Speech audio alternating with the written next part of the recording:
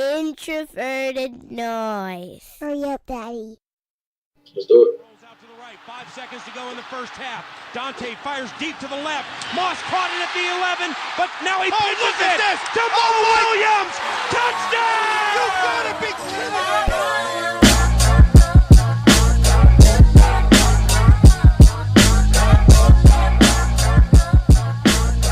All right.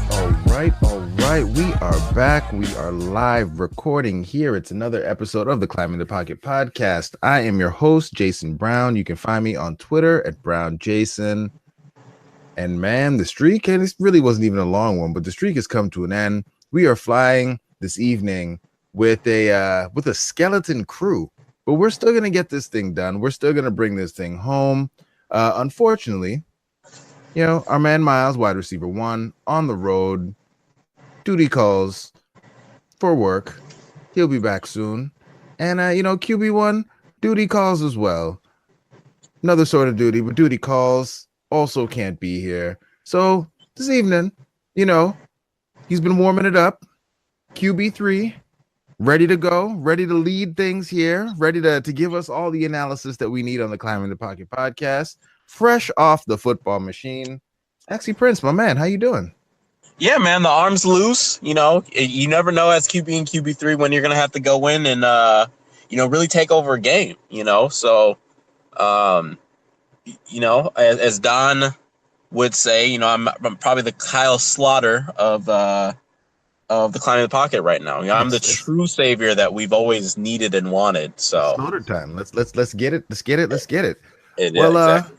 Yeah, we're going to jump right in. And obviously, the story, the thing that has been making waves through Vikings Twitter, through the NFL, really of late is the Everson Griffen story. It started off, there were whispers of all sorts of craziness kind of on Reddit. And then you were seeing them on different forums where people posting things where they claimed to have information. The story went from things as wild as, Everson had been on a multi-day, binge of hard drugs to Everson was having all sorts of issues. I think I saw a story where there was either a Vikings player or a former Vikings player supplying drugs, and this person was going to never play in the NFL again, and Everson and all these other things. And finally, the actual news, the actual story. Actually, can't even see the actual news, but the most up-to-date story, the most up-to-date news that we do have is that there was an incident with Everson Griffen at a hotel. It was Hotel Ivy. That seemed to be kind of the starting point of this public, not even sure what the right terminology, the right word we want to use, but this public, we'll just say incident with Everson, in which, he got frustrated with a hotel employee about not being able to get into his room, and then he apparently left the hotel, and varying reports of him maybe trying to get into Trey Waynes' house, but not breaking in. Trey Waynes said he wasn't worried about anything. Getting in a car with a stranger, potentially, that person driving him home, getting in an ambulance, jumping out of an ambulance, and eventually going into voluntary psychiatric evaluation. And that's a lot.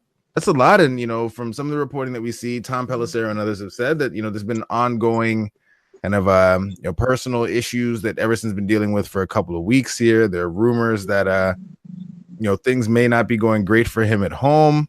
Yinka, as a Vikings fan, a person that's obviously in the Twin Cities, is a person that does have some experience working in and around kind of mental health issues. That's a lot, that timeline there, that's a lot that to unpack and deal with. But I guess, what are your thoughts on kind of everything that's going on, that's swirling around the story? And then I guess also, what are your thoughts on kind of how it's been dealt with on social media or by the media in general? Yeah, to address that last question, I think something that I've kind of come to terms with is I don't think we're ever truly going to hear the entire story. I don't think we're going to know exactly every bit of information that came out, this or that. just because everyone was kind of coming at it with a, second hand, third hand, seventh hand source on, oh, I know this police officer, I know this person who worked at the hotel and this. I understand it was like really, from what I've read, it was really late at night. So obviously, when you're at these ritzier hotels, there's really not very many people in the lobby, many people working.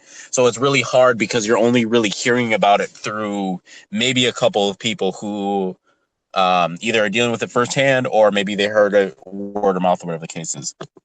I didn't really like how it was being circulated through social media. I thought it was, kind of poor journalism in and of itself, because I think a lot of people were sitting on this story, but I think there became a lot of pressure from Vikings fans because they heard things started to circulate. And I think they felt a lot of pressure to like, yo, I really need to break this story. And, with only having a handful of information, they thought with their sources that maybe that they could tell and piece together the accurate depiction of what happened. But, it turns out we were still getting updates today. So the way that it was handled, in my opinion, wasn't the greatest. I know that the Vikings felt compelled to respond to it because I know things were going out and stuff. This is a mental health issue and stuff. And you've heard me talk enough about like really understanding the people that are underneath these helmets and inside of these jerseys and stuff, because that's really important. When you work with one mental health client, you've only worked with one mental health client. I mean, everyone is different, and it's not something that you can really group every single person who might have the same diagnoses together because, oh, well, I know someone, I have someone in my family who suffers from this, so therefore they should behave in a certain kind of way. No, that's not the case. And I mean, Everson Griffen, from everything that I've heard and talked to people that I know, this is something he's been dealing with a lot. And I think if you really look at, if we look at the amount of people who have mental health illnesses really in the country, and then you kind of equally distribute that, amongst players in the NFL, being what the NFL is and the culture that it's around the sport, it makes it really difficult for guys to really kind of come forth and really put forth that mental illness and, be embraced in a way where it's like, feels really encouraging instead of the whole, you're really just going to have to man up or toughen up or, do whatever you are, It would be great if Everson Griffen became, after this, if football is something that he feels he can come back to, which, I mean, in my opinion, football is still secondary. If you feel like he can come back to, he shouldn't feel obligated, because at the end of the day, I think when people go through these things, they're automatically, the only road to redemption is kind of becoming an advocate. But I mean, if that's something that he's led to do, I think that it'd be great. It'd be great for the NFL to really take on more mental health initiatives. I know Brandon Marshall has been a guy who borderline personality disorder. He's really kind of put that in the forefront and stuff. He's taken many and a lot of fines because he's wanted to put it forth. I think this is something that maybe the NFL can continue to take more seriously. Mental illness is a thing that a lot of people struggle with. I mean, it's not anything that anyone should be ashamed of. But I think it's something we need to start taking more seriously as it pertains to, young people who eventually grow into adults who, are made fun of in schools or bullied or this and that. So me personally, I've worked with a lot of clients who, present with anything from, persons who presented with, autism to, a lot of Down syndrome, severe mental retardation. And you really get to learn about these people when you get to work with them, and it's an amazing experience. It's very rewarding. But the other thing you get to learn too is just really understand what not just the individuals but the families truly have to go through. And I think this is something that, if we were to get the true story and it was, maybe it was just a mental illness that came out. I would want to see not just the Vikings and the Vikings community, but really the NFL rally around, persons who present with multiple mental illnesses and whatnot, and really kind of start putting it at the forefront and finding ways to improve the culture that is football and, mental illness. Yeah, and so just for clarification's sake there, so you're saying that, kind of through your experience, you've worked with folks with both kind of developmental challenges and also people with mental illness. Just wanted to clarify the point there, just so people don't think that we're kind of lumping all of those things together. Know that sometimes that obviously passions run hot on all of these issues. So just clarifying on that piece, that point right there. But I don't know. That's an interesting thing you bring up there in terms of the NFL rallying around, this particular issue as it pertains to kind of player safety, because this was a conversation that, we kind of had, pre Everson Griffen story really breaking, really more around kind of, the penalties and the player safety and all the stuff that was going on as it pertained to, Clay Matthews complaining and whining again about, getting flagged for stuff after all of his years of being a dirty player, and, player safety in the NFL and how that should work or how it does work. And it begs an interesting question. Like, does the NFL actually care about, the safety of these players, or is the NFL really doing these things to kind of prevent future litigation? And the mental health issue is an interesting one. It's a fascinating one, because if the NFL really comes out strongly in kind of in support of helping the players through these things, or trying to create something, does that then open them up in the next CBA where there's pressure for them to maybe do a better job of providing long-term insurance for the players, or something else where there could end up being a real significant cost to the NFL? So I'm very interested to see how the business ends up affecting the moral stance the league would take on something like this, because I agree with you, it's something that should be addressed, but given the state of healthcare in the States, obviously addressing that is something that someone's going to have to pay for, and I have a very difficult time, just based on what we've seen from these owners, the owners just kind of volunteering to cough up potentially millions of dollars to give the players kind of lifetime coverage for this sort of thing, or whatever it might be.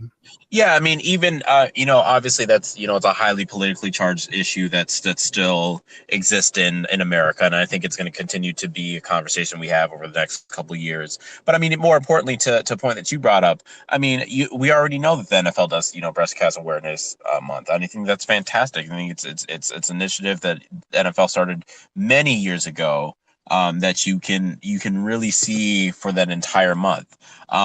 Brandon, like I said before, Brandon Marshall has been pushing, and getting fined for, really bringing attention to, borderline personality disorder. So it's not, if the NFL is going to do what it typically does and kind of take the minimalist approach, maybe just have one of your month be a month where you are bringing more attention to mental health and mental illness and whatnot. That maybe that's something that the initiative that NFL jumps on. And I'm not necessarily saying that they can do anything as far as the healthcare industry. They could, but we've seen how fast the NFL moves when it comes to really truly caring about player safety. So but also to address like the Clay Matthews things, I think we're kind of seeing the destructive power of these NFL rules. I would not be surprised if they completely take this rule out going into next year. They tried it. They definitely aren't taking out the rule. They're definitely not taking out the rule. It's one of those things where they're going to continue to do things. They're going to protect the quarterbacks because again, they don't want to have a season without Aaron Rodgers. They want to have a season without Tom Brady, Drew Brees, Phillip Rivers, or Matt Ryan. Really, any of these top 7, 10 quarterbacks, or whatever the case is. But I think that that's only going to push the negotiations when it comes to the CBA. We might have a lockout that lasts an actual full year without football. Because we got really close. We got really close in 2011, and then finally, they kind of caved. But if we do see an uptick of players getting injured because they don't want to harm their quarterback, because they don't want to get fined for $20,000 to $40,000 when they don't even make this, those tens of millions of dollars and whatnot. There's going to have to be some give somewhere, and it's either the NFL does what they can to try to correct it now, or they're going to start losing money, in 2021 when they're not making money off of games every single week. So, I mean, it's really up to the NFL, what they think is best for the long run.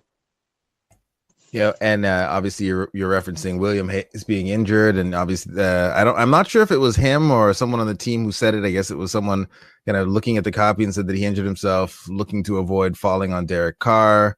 But I said it kind of tongue in cheek, but the league will sacrifice as many defensive linemen as they must to avoid a repeat of last season, where you had games where the starting quarterbacks were CJ Beathard versus Drew Stanton.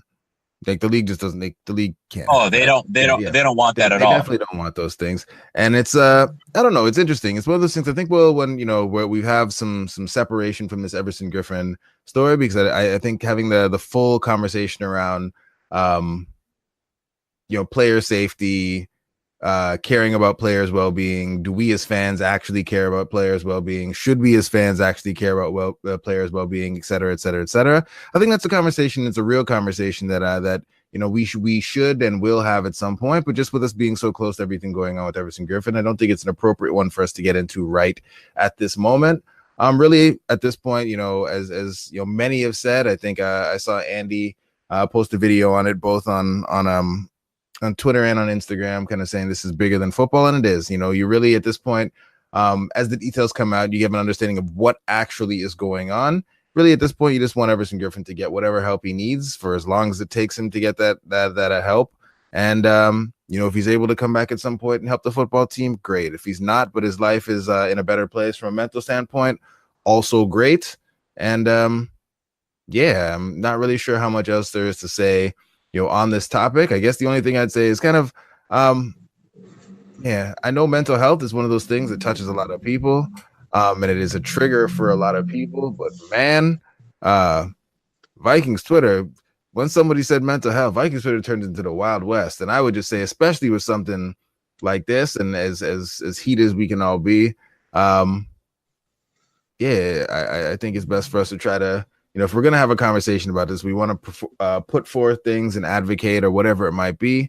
We got to talk to people in a way that they're actually going to listen to us. So hopefully that'll be something that can come out of this as well, is that, a lesson that we can learn from this is if we're going to have a real conversation about a difficult issue, we have to have a conversation about it. If we're going to do it, we can't just scream at each other. But I think that's all we're going to do. That's kind of heavy. But it is what it is. It's what's going on in the news right now. And from that, we're going to try to make the really awkward segue away from, all that was going on with Everson Griffen to, I guess, the other Vikings news, Vikings stuff, things that seem way less important in the wake of things. I mean, with this whole Everson Griffen story breaking, it really puts into perspective, many people in Vikings land thought, the world was coming to an end because we got mollywopped by the Bills, and stories like this really help to kind of put in perspective that, it is really just a game that these guys are playing for entertainment purposes. Real life is still a way bigger thing, but we have this podcast. We do got to talk about these things a little bit here. So we're not going to spend a lot of time dwelling on it. We're going to spend a little bit of time, not a lot.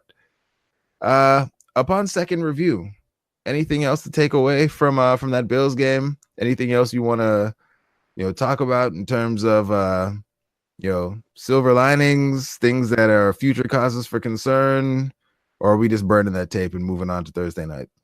Well, we're burning the tape and moving on to Thursday, but more importantly, just to calm some of the nerves and stuff, the Vikings defense did not play nearly as poorly as people would say. I mean, if you go back and watch the tape, the Vikings defense were often put in pretty poor positions, especially in that first half. And what you can say that, yes, because of that, Vikings are a defense that predominantly performs really, really well in the red zone. And yeah, they had a few flubs there in that first half, but if you really look in that second half, they didn't really I don't believe they gave up a score at all. I mean, as far as moving the ball, the Buffalo Bills were not able to do that as much. So silver linings is our defense is still playing, or still having the ability to play like a top 7, top 5 defense. So I think Vikings fans can rest assured, because I think a lot of fans they went up 27. I mean, a lot of that, it falls on the offense, it falls on the play calling. So we're going to burn the tape. We're going to move on to LA because I think that's going to be a little bit better of a matchup. I think the Vikings will snap out of it.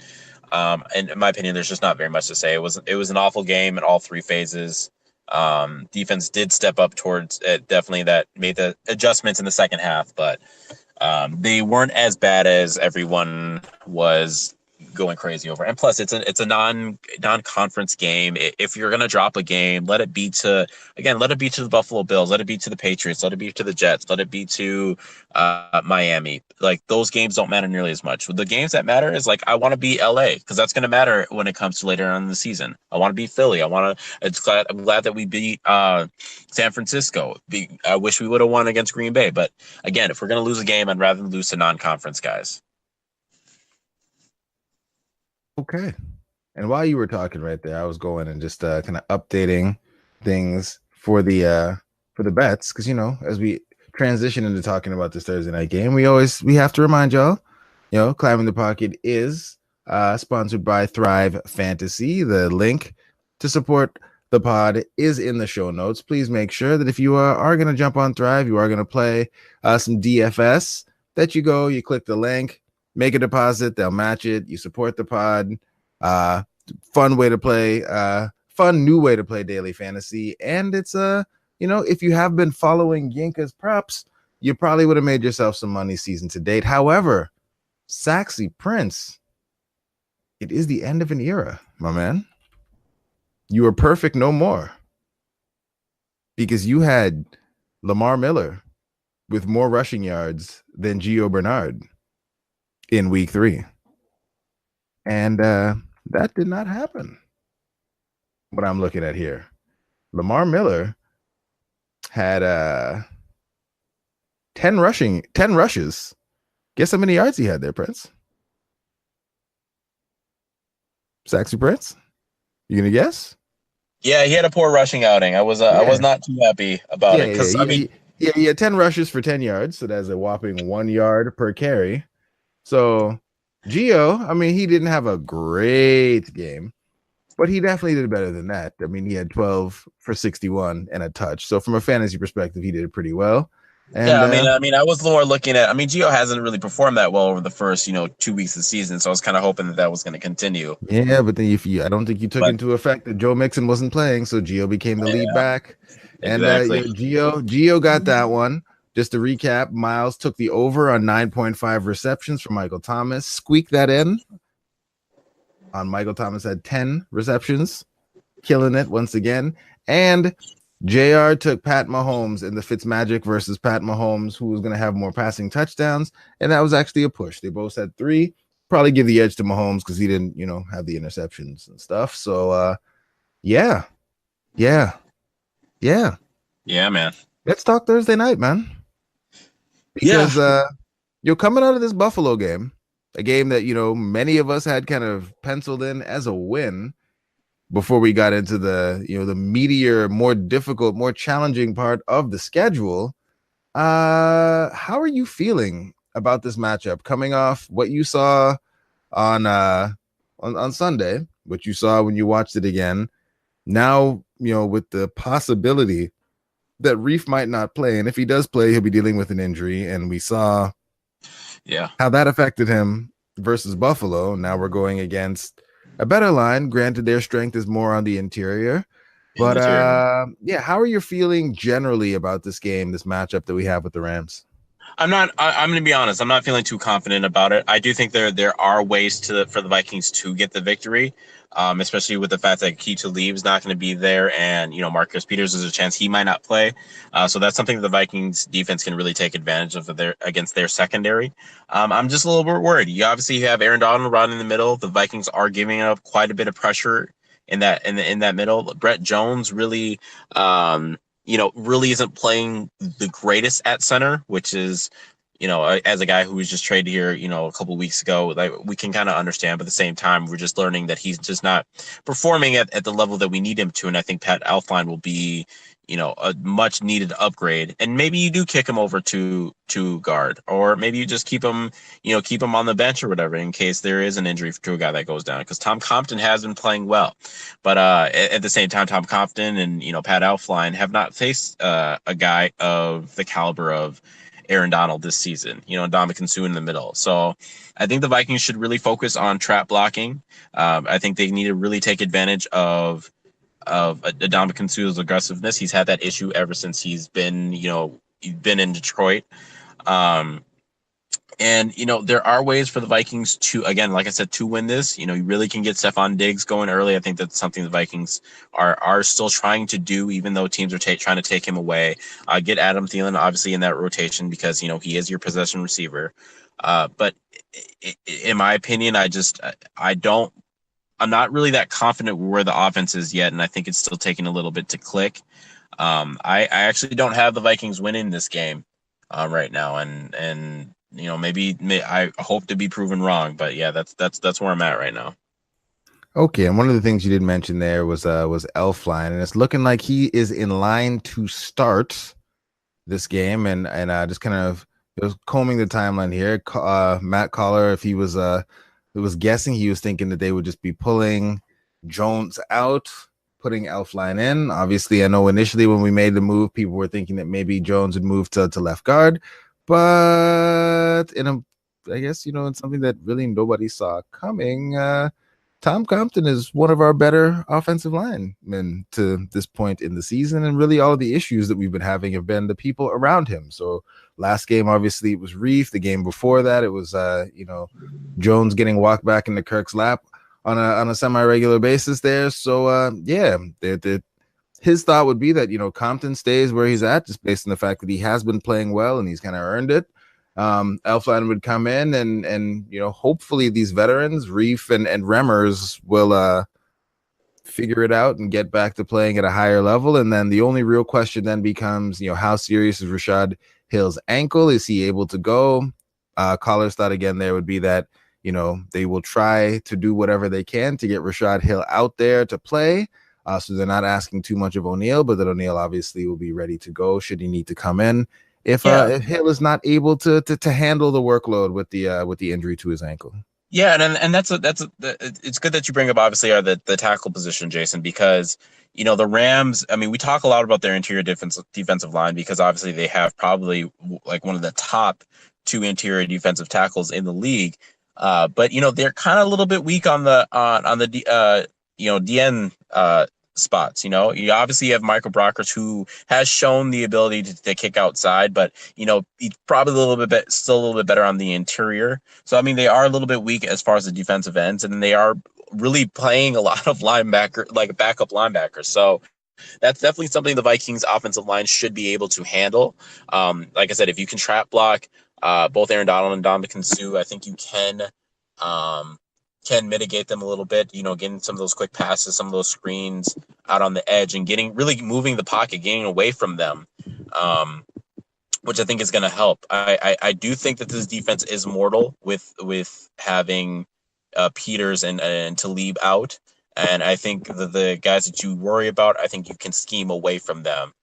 Look for Kirk Cousins to get the ball out of his hands quick, and I do think that the Reef play lately has more been for injury than anything else, because he has been a very solid tackle. So, if O'Neal brought up a great point, and something that I guess I feel like it should be something that I feel more confident about, because we're heading into this game, and initially it looked like it was going to be a slugfest between Marcus Peters, Aqib Talib, and that great secondary that the Rams had gone and assembled for themselves. Talib to injured reserve. Peters looks like he may miss the game.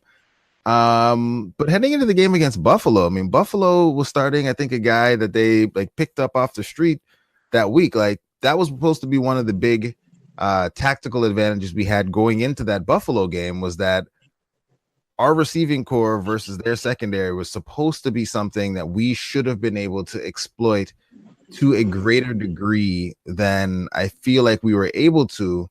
I guess, what is it going into this matchup that maybe makes you feel like, Flip, Kirk will be able to do a better job of taking advantage of these matchups and I guess maybe taking advantage of the matchups in such a way to help us get some, higher value chunk plays, because it felt like Buffalo put their best DB on Stephon Diggs, shaded a safety that way, and was content to let Kirk kind of dink and dunk across the middle to Thielen and Rudolph, understanding that they just didn't trust that we'd be able to kind of make it all the way down and finish drives in that kind of, piece by piece methodical type of manner. Yeah, I think teams are still scheming to take away Stephon Diggs for obvious reasons. I think he's way and far the wide receiver one.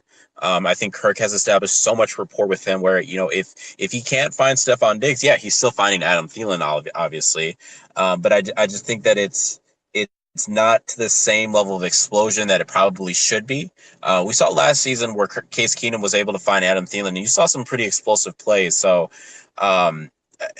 it's difficult because I think without having their top corners in there, obviously Diggs should be able to feast even if you are rolling coverage over there. I think he's shown the ability to, you put two guys on him, he can find a way to get open. But I think this is something that you have to continue to scheme ways. You obviously, rub routes are going to be incredibly important. Some of those shorter developing routes where he can just, catch and go. And again, once you really can get behind, some of those linebackers, I think that's where Diggs is probably going to do, the most damage. There's probably not going to be really much of a down the field passing type game.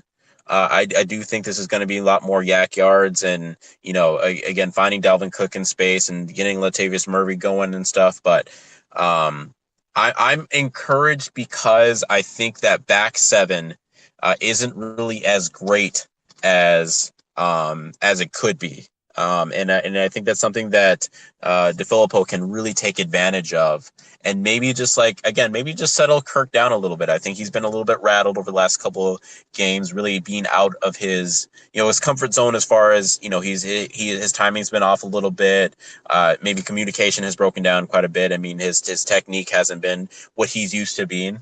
So really trying to get it back to what that fourth quarter against Green Bay was. So maybe that's something that DeFilippo dials up early and often, instead of just really trying to ease into the game. Okay. I mean, I like it. I know Flip won't, because Flip feels that our key to victory in this one will be to really attack the strength, I guess you could say, of the Rams by turning things on their head. The Rams are very good stopping the pass, not so good against the run. And Flip feels like that would be the way to go to attack them. I feel like that would kind of be what they want, because, who cares if you can run? I do. So, I mean, it's a sucker play in the long run. So, we should probably not do that. We paid a guy a whole bunch of money to be able to pass the ball. I'd hope we're able to do that, especially with their top DBs not playing in the game. I feel like we should be able to figure that thing out and get something going. Hope that, DeFilippo, Kirk, they get together. They can figure some things out in terms of moving the launch point, not just having Kirk go straight back and sit there in the pocket where everyone knows where he's going to be on every time. Help the offensive lineman out. Like you said, some quick passes, some screens, all that good stuff. Maybe go watch some tape from Shermer from last year or something to give yourself some inspiration if that's what it takes. But yeah, I want some creativity in this game on offense so that we can get this ball. Maybe they saved all the good stuff for this week, and that's why it was so bad against Buffalo. Yeah, let's hope that's the case. Let's hope that's what it is. Well, I mean, what else? You got anything else you want to cover on this one? There's no need to keep dragging this thing out. I feel like we've talked about the key things here, key players who are going to be gone, offensive line shuffle, Rams players. I know there's going to be a big contingent of people out in LA. Make sure you holler at the boy Luke when you get out there.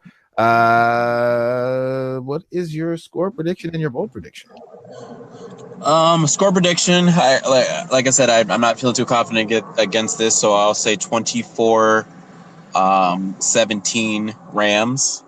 My bold prediction is Kirk Cousins turns the ball over twice early, but then kind of rallies at the end of the quarter, but still means very little.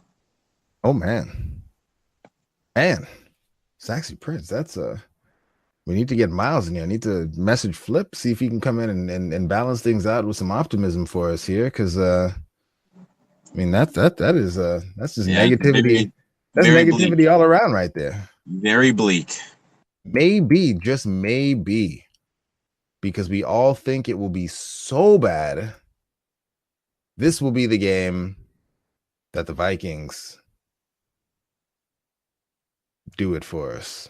Nah, I'm not. I can't. I don't believe that myself. I feel like this again will be a game. I feel like the Rams are just a very talented team across the board. And I feel like the Vikings are going to lose by 2 scores. So I'm going to say 28-17. 28-17. Yeah, that's what I'm going with. 28-17 for the Rams. But let's see. Is anyone on our team gonna? Somebody's got to have a good game on our team. 28-17. But I feel like in this game, Harrison Smith is going to ball out, and he will have a sack and an interception, and maybe a forced fumble in this game. But we're not going to. Yeah, but it won't matter because I don't know. I'm just not feeling confident about things on offense at the moment. We knew it was going to be a work in progress. A lot of new pieces, new QB, new offensive coordinator, shuffled offensive line. I mean, the skill position players are all pretty much the same guys, but everything else was different. So we knew this would be a work in progress early in the season. And I don't see any evidence that this would be the game they figured out unless they dig in. Maybe there's a bag of tricks we haven't seen. They're gonna, go full run and shoot to take advantage of the depleted Rams secondary, try to tire out that offensive line. The defensive line with some tempo or something. Maybe run Dalvin out of some spread, something to get things going. I'm hopeful. Got my fingers crossed. But I'm trying to be trying to be hopeful. We can be pessimistic now, but as soon as the game starts and they blow the whistle, it's right back in there with the hope and logic is out the window, and hoping that they figure this thing out. But that's really it. That's all. I know that you were on Football Machine tonight, so I'll make sure I put a link to that in the show notes. Reef says hi. Yeah, what up, Arif? And we will put the link to JR. Your weekly spot on the Purple for the Win podcast as well in the show notes. Make sure you check that out. It's JR and Doogie on with Andy. And that's it. That's all. Thank you for sticking with us on the Climbing the Pocket podcast. And we'll talk to you soon. Have a good one.